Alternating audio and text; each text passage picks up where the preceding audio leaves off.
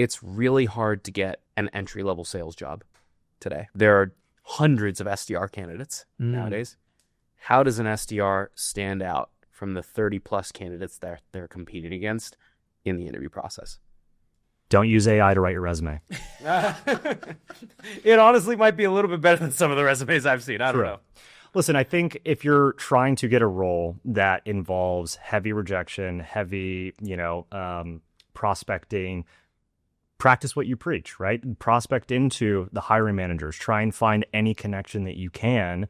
Add people on LinkedIn. I think getting creative and trying to stand out and showing that you're a human can break through the noise, right? Obviously, there's some level of skill, and if you can really think about how you translate the things that you learn in college into functional skill sets that you would be able to express in that role, that obviously that's key. But I think that communication of it lands with finding the right people, having conversations, reaching out to sales reps, asking them how they broke into that role, and just getting that perspective, I think is pretty critical.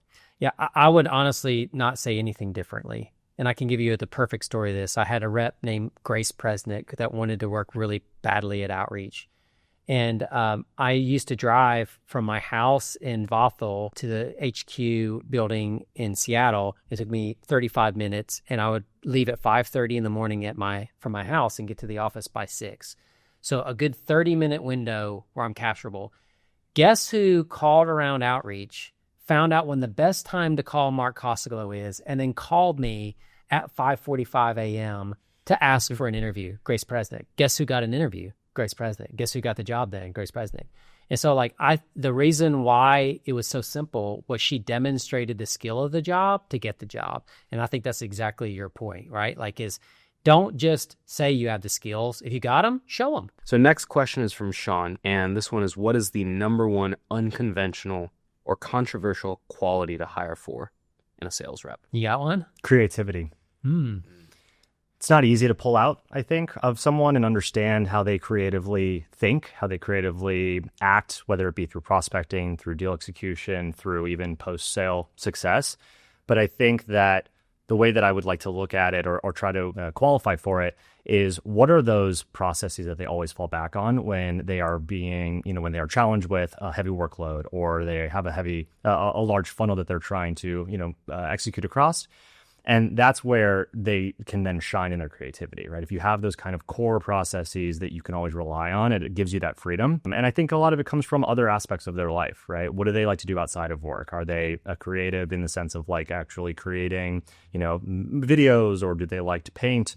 But also it could be from an athletic endeavor, or just anything that is inspiring to them outside of their work. I think makes people multifaceted, and it also, can relate to their motivation and what intrinsically drives them. Oftentimes that goes well beyond just money, recognition, and title. I watch woodworking videos on YouTube. Does that make me creative? I think it does. Yeah, I would say the one of the things that I identified early on at a couple companies for hiring that really made a difference was the ability to transfer passion. Can I get someone else excited about something that I'm excited about? And I think that if a rep can't get someone excited about a product that they're selling, then they're going to have to rely on just the justify with reason and not the buy with emotion part. You want to combine those two together. And the best way to get people into it emotionally is to be able to transfer your passion and excitement about something. Yeah. I remember we would ask people, could you sell me hot cocoa on a hot beach in Florida in summer? And you get a lot of crazy answers, and you'd see if someone would get all bent out of shape and super awkward and uncomfortable, or you'd see these kids who'd light up and they'd be like, okay, first I gotta find the people who are running on the only track in Florida. Yeah. It's okay, the people who are over at the beach, and they're finding ways or I could go to the gym area that's on the beach, and those people would want the fast digesting carbs of the hot cocoa or something like that. Or I would go and I would set up right next to an icy shop or something like that. You get a lot of crazy stuff, and I think sometimes it's just figuring out if someone could be crafty in the job.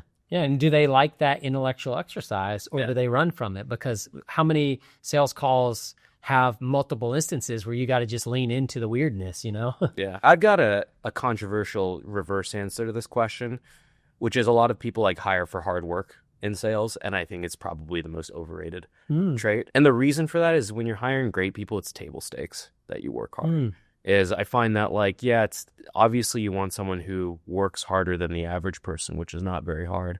But a lot of times when you hire an SDR or an AE who's just a grinder but can't think, what you get is, I'm going to make 500 cold calls this week on the wrong accounts. I'm going to make 500 cold calls this week on the right accounts, but all of the wrong prospects. And the best reps, they realize that it takes some time to think. And you need to measure twice and make sure that you're actually reaching out to good accounts so you know where to spend your time. And then you work really hard. So I'm not saying don't hire people who don't work hard at all, but a lot of times people think that, oh, this person's a college athlete and they're going to be a crazy grinder and they're going to change the world for us. And that can be true, but not if they don't use their brain at all.